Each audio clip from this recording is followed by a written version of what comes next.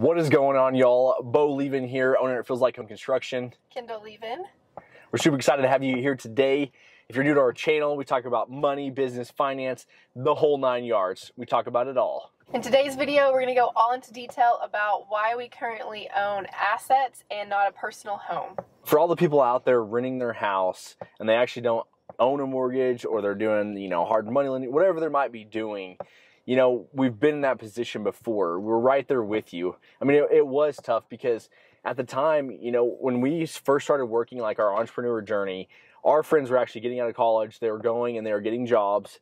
And then, of course, what does everybody do when they get a job? They start getting married, and then they start popping out babies, and they went out and bought cars, brand new cars, and then they also went out and they financed houses, which I don't know how some of them could afford some of these houses, but they went out there and bought brand new houses, and that was just something that we saw that we did not want to do. We wanted to go a different route and to set up our financial future in a totally different way so we can enjoy the things that a lot of people can't later on in life.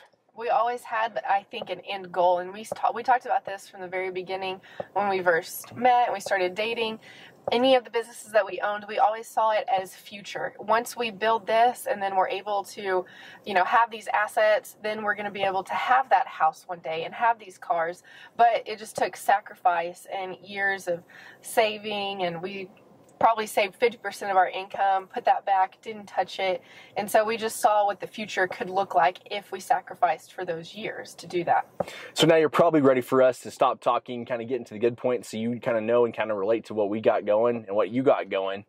And so now we're here to help you, so let's get into it. The key thing was investing. I mean, that was the biggest part of it. Obviously, if you have a massive mortgage out there, or you have all these bills, all this debt, these new cars, whatever it might be, it makes it harder to go out there because everything you're earning is going to your mortgage, to your cars, and all those things. So that makes it a little bit more challenging. And so that was the one thing that kind of came into play that Kendall and I did not want. We didn't want a massive mortgage. We didn't want those expensive, $900, $1,000 car payments that people have. And we knew that if we didn't get those things, that would also look better for us too when we went to the bank and wanted to finance things. Yeah, we always thought that our business can pay for our lifestyle and the things that we do minimally right now, to where we were able to save 50%, sometimes even more than that per month, because we didn't have all those expensive car payments, house payments, and we weren't in a lot of debt. So we were able to put back a lot of cash that led us to be able to do the opportunities that we have today. The big one too, like she said, that 40 or 50%, it really was. And some of our businesses, we really did do really well. And so when you're saving 40% of your income, 50% of your income, it does add up super fast. And that cash does matter. A lot of people say, cash is trash, but I believe cash is king, because if you have cash, you can go out and do more deals. You can go out and finance more things. You can put more money down on things. You can pay for things. Well, it just leads to a lot more opportunities, I feel like, especially mindset. If you have 10,000 saved versus if you have 1,000 saved, your mindset's going to be totally different. Yeah, because you have that sense of security of knowing, man, I got 10,000 in the bank, or I got 6 figures in the bank, and it's just nice. I feel relaxed because you never know when a family emergency might happen. You never know when things like that could happen. Well, if you're strapped for cash already, then what are you going to do then? I mean, then it just makes you, you could fight in your marriage, you could fight in your relationship, whatever it might be. But don't worry. If you're in the position right now where you are strapped for cash, it's okay. We've been there too. We've all been through this whole deal of the cycle of, like you feel like you're going to fail and you feel like you're doing great and you feel like you're going to fail again. That's just the entrepreneur cycle, or the lifestyle of that, being in those businesses. So, don't worry if you're out there and you're having this thing, or you're already in all that debt, just take one step at a time to get out of it. Right, because even though we didn't have a lot of those payments and we were living more minimal, there would be times where we would have so much cash saved, and then an emergency would happen, or something would happen with one of our cars, and it was all gone.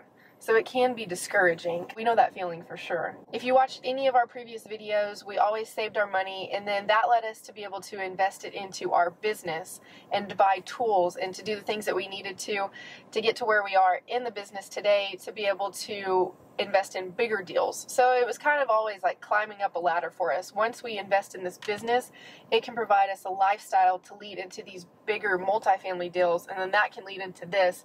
We've always kind of had a plan in our mind from the very beginning. Like, this is where we want to start, and this is eventually what we want to be doing. So what do we need to be doing now to get to this up here, in the future? Yeah, and Kendall's right. We always were upgrading whatever we had. Now, I mean, like, we had a food business at one point, and we were upgrading our kitchen equipment because we could produce, 500-600 meals in a day versus before it was 100 meals a day. Right. So, I mean, we were thinking all the time of, okay, well, I could either go out and I could go on this awesome vacation, and drop that $3,000 or $4,000. Instead of doing that, that's pointless because it's not going to bring anything there. And I'm not saying not go have fun, because we still travel a lot. We still have a lot of fun. It does come down when you're running your own business. You also do have to sacrifice some of those things sometimes to be able to scale it and grow it more. But doing those things, we were able to build a 6-figure food business, doing it 2 days a week by focusing on that business and growing it, and and working to achieve those goals of that. Yeah, and that business led into the money that we made from that, saving it, led into our construction business. And then that's able to provide the lifestyle of doing this now. So it's always about growth. Every decision that we made, whether it was business, finance, anything, was always towards growth. Does this fit into the plan that we have leading into our future? And the funniest part, too, I got to throw this in there, is that everybody thought we were broke all the time, our entire life. I mean, of course, when you're first starting out, things are tough because you're trying to build your businesses, and right out of you just finished college and we started working together. I mean, of course, that's a little challenging doing those things.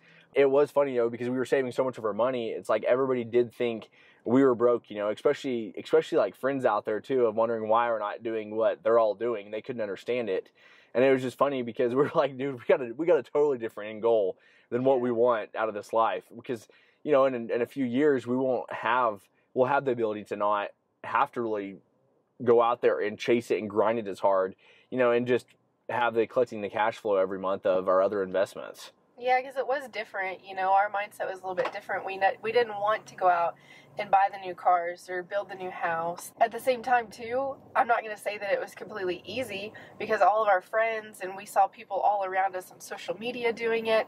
And it was hard at times, because you think, okay, it's already been a year. Like, are we ever going to get there to where we can be able to have this much to invest in this next deal? Or we would see deals sometimes where we're like, oh, we don't have enough saved yet, but we're almost there.